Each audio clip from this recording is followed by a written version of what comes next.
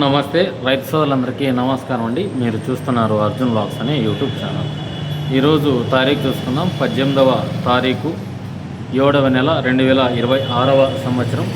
ఈరోజు తుంగభద్ర జలాశయంలో వాటర్ ఎంత ఉంది? చాలా జలాశయాలకైతే నీరు తక్కువగానే వస్తుంది. ఈరోజు ఇన్ఫ్లో చూసుకుందాం. మొదటగా 3341 క్యూసెక్స్ అయితే తగిన నీరు వచ్చిందనమాట. అలాగే ఎల్బిఎల్ఎల్సికి అంటే లెఫ్ట్ బ్యాంక్ లో లెవెల్ కెనాల్కి అయితే తగిన 1470 క్యూసెక్స్లు నీళ్లు బయటికి వదలడం జరిగిందనమాట. అలాగే ఆర్బిహెచ్ఎల్సికి అయితే అంటే రైట్ బ్యాంక్ హెచ్ఎల్సికి అయితే తగిన వదలలేదు. అలాగే రైట్ బ్యాంక్ లో లెవెల్ కెనాల్కి అయితే తగిన అంటే ఆర్బిఎల్ఎల్సికి 900 క్యూసెక్స్ అయితే తగిన వదలడం జరిగిందనమాట. అలాగే ఆర్బీసీకి అంటే రైట్ బ్యాంక్ కెనాల్కి అయితే తగిన అంటే మనం రోకొండ గుంటకల్ సైడ్ అయితే తగిన 180 క్యూసెక్స్ అయితే మాత్రం వదలడం జరిగిందనమాట.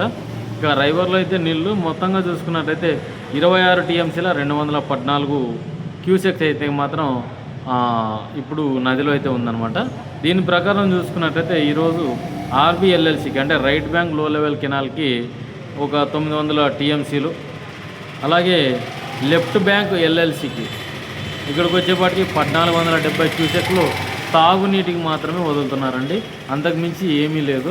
ఎందుకంటే మనకు దరిదాపు ఒక 20,000 క్యూసెక్లు 10,000 పైన క్యూసెక్లు వదిలితేగిన సాగునీటి అవసరాలకి వదులుతున్నట్ల లెక్క అనమాట. అంతేగాని కింద డెడ్ స్టోరేజ్లో ఉంది కాబట్టి ఇప్పుడు తాగునీటికి చాలా ఇబ్బందులు గురవుతున్నాయి కాబట్టి పల్లెలకి ఇప్పుడు తాగునీటి వసతికి మాత్రమే వదులుతున్నారు. అధికారులు కూడా వెమ్మటనే ఉంటారు. మీకు కూడా మనం సాగునీటికి వదులుకునేకైతే అవకాశం లేదు. ఎందుకంటే స్లోగా వస్తాయి కాబట్టి వాటర్ చేరుకునేపాటికి చర్యలు కూడా చాలా లేట్ అవుతుంది కాబట్టి మనం ఆలోచన చేయాల్సిన పరిస్థితి. దీన్ని అవగాహనలో పెట్టుకొని మీరు పంటలు విత్తనాలు కానీ ఇప్పుడేం వేసుకోవద్దండి. ఎందుకంటే వేసుకున్న తర్వాత నార్లు పెరిగిపోయి ఇప్పుడు చాలామంది కాల్ చేస్తున్నారు, నార్లు పెరిగిపోయినాయి ఇప్పుడు మేము వేసుకోవాలని.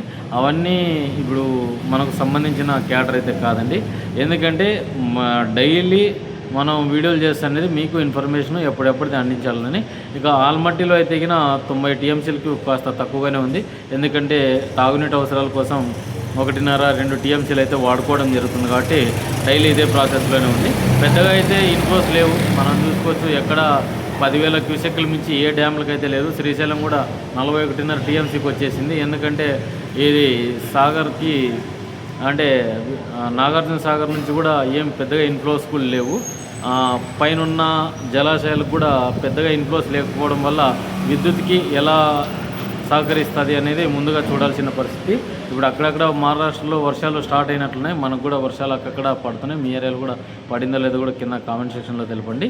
ఇక మధ్యాహ్నం అయితే కింద శ్రీశైలం, ఆల్మట్టి, జూరాల, నారాయణపూర్ వీడియో అయితే వస్తుందన్నమాట. ఆ వీడియో కోసం అయితే వెయిట్ చేస్తానని కోరుకుంటూ ఛానల్ అయితే సబ్స్క్రైబ్ చేయండి.